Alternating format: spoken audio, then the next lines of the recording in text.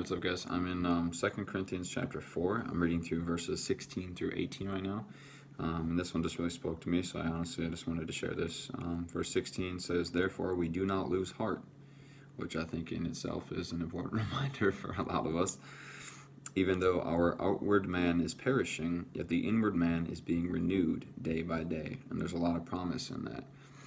Understanding that what we see on the outside is passing away, but what we don't see on the inside is being renewed, and that's a promise from God day by day. And that kind of gets into the next couple verses here too. Verse 17 says, "For our light affliction, which is but for a moment, is working for us a far more exceeding and eternal weight of glory, while we do not look at the things which are seen, but at the things which are not seen.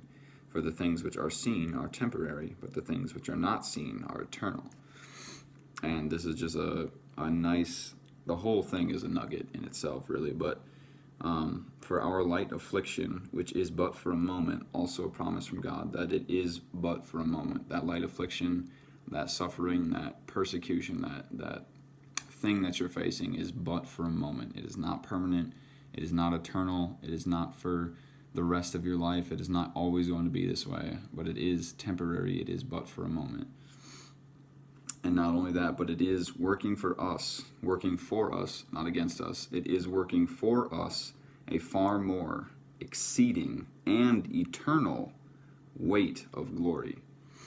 Another promise from God, that it is working for us. And not only is it working for us, but it's working for us a far more exceeding and eternal weight of glory versus the weight of the circumstance of the situation that we're facing right now. So if you were to put those on a scale, I got one hand on my phone right now, but if you put them on a scale, the weight of the coming and eternal weight of glory far outweighs the weight of the current circumstance that you're facing, which is temporary and passing away.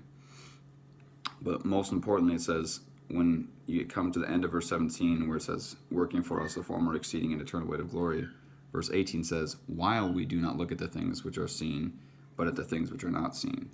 So it's working for us a far more exceeding and eternal weight of glory while we're not looking at the things that are seen, but understanding that there's a deeper perspective and a deeper understanding there, that God is working in it and through it, and there's more to it than what we see, right? He's pulling a lesson from this. He's pulling growth from this, and we can't see on the inside what he's doing, but we can look at the outside and see the circumstances that we're facing, and oftentimes that's discouraging. It's disheartening. It feels like he's not doing anything. It feels like we're not doing anything.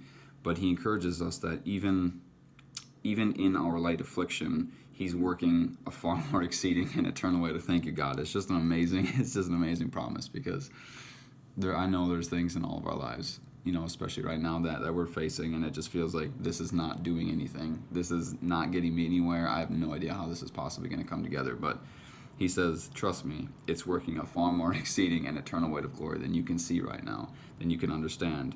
But I need you not to look at the things that you can see right now. I need you not to focus on the face of your giant, not to focus on the face of your circumstances, but what I need you to do is focus on the fact that I'm in this and that I'm working. I need you to change your perspective to understand that there's a lesson to come from this, that there's growth to come from this, that even if you don't see it, I am working. And he says, "For the things which are seen are temporary, but the things which are not seen are eternal." And so again, he points to saying, what we're looking at is but for a moment. What we're looking at is temporary, but what he's doing is eternal. What he's working through what we're looking at is going to last forever, and it's bringing for us a far more exceeding and eternal weight of glory that far outweighs the situations and the circumstances that we're looking at right now. So that was a word that was just really speaking to me. So I just wanted to share that with you guys. Hopefully that encourages you. I love you guys. God bless you. I miss everybody that I don't see right now.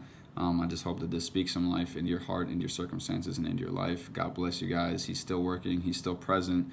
And it's working out for your good, because you love him, because he loves you, and because you are called according to his purpose. So God bless you guys. I love you. Have a great rest of your week.